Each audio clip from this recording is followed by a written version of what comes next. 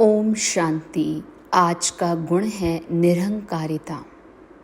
आज 30 जून 2022 की डेट है और मुरली सुनते हैं। कोई भी पतित आत्मा का किसी भी इंद्रियों के रस अर्थात विनाशी रस की तरफ आकर्षण ना हो। आते ही अलौकिक अतीन्द्रिय सुख व मनरस का अनुभव करें। इसके लिए पहले पतित पावनियों की मनमना भव की स्थिति होनी चाहिए। अगर स्वयं कोई भी देह अभिमान व देह की दुनिया अर्थात पुरानी दुनिया के कोई भी वस्तु के रस में जरा भी फंसे हुए होंगे तो वह अन्य को मनरस का अनुभव कैसे करा सकेंगे।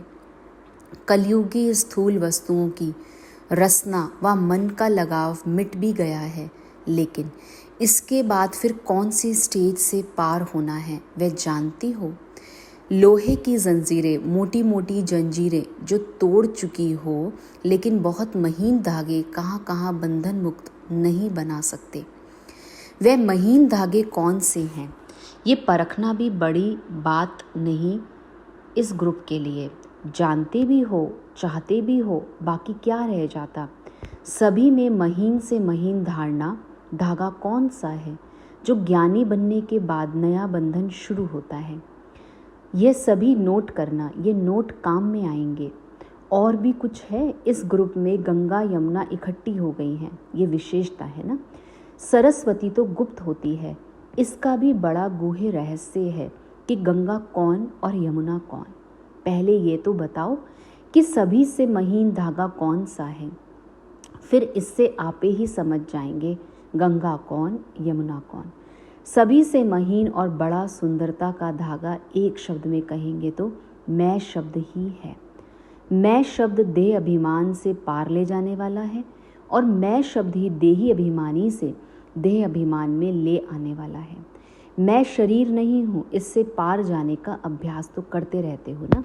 लेकिन यही मैं शब्द की मैं फलानी हूँ, मैं सभी कुछ जानती हूँ, मैं किस बात में कम हूँ, मैं सब कुछ कर सकती हूँ, मैं ये करती हूँ और ये कर सकती हूँ, मैं जो हूँ जैसी हूँ वह मैं जानती हूँ, मैं कैसे सहन करती हूँ, कैसे समस्याओं का सामना करती हूँ, कैसे मरकर मैं चलती हूँ, कैसे त्याग कर चल रही हूँ, मैं ये जानती हूँ।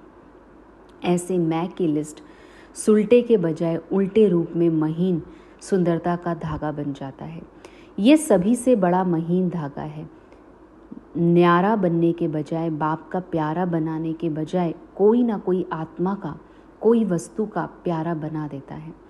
चाहे मान का प्यारा, चाहे नाम का प्यारा, चाहे शान का प्यारा, चाहे कोई विशेष आत्माओं का प्यारा बना लेता है। तो इस धागे को तोड़ने के लिए व इस धागे से बंधन मुक्त बनने के लिए क्या करना पड़े, ट्रांसफ़र कैसे हो। जिम्मेवारी ताजधारी ग्रुप को ही मंगाया है ना। जिम्मेवारी के लक्ष्य को धारण करने वाले ग्रुप तो हो ही, बाकी क्या चाहिए। निरहंकारी हो, निराकारी हो। अगर निरंकारी स्थिति में स्थित होकर निरहंकारी बनो तो निर्विकारी ऑटोमेटिकली हो जाएंगे। निरहंकारी बनते ज़रूर हो, लेकिन निराकार होकर निरहंकारी नहीं बनते हो।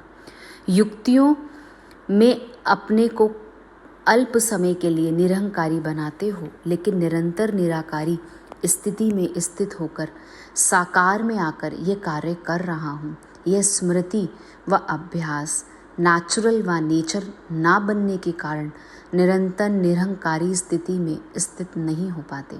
जैसे कोई कहाँ से आता है, कोई कहाँ से आता है, उसको सदा यह स्मृति रहती है कि मैं यहाँ से आया हूँ। ऐसे ये स्मृति सदैव रहे कि मैं निराकारी से साकार में आकार्य कार्य कर रही हूँ। बीच बीच में हर कर्म करते हुए इस स्थिति का अभ्यास करते रहो तो निराकार हो साकार में आने से निरहंकारी और निर्विकारी ज़रूर बन जाएंगे। ये अभ्यास अल्पकाल के लिए करते भी हो, लेकिन अब इसी को सदा काल में ट्रांसफ़र करो। अव्यक्त बाप दादा की 15 सितंबर 1971 की मुरली से।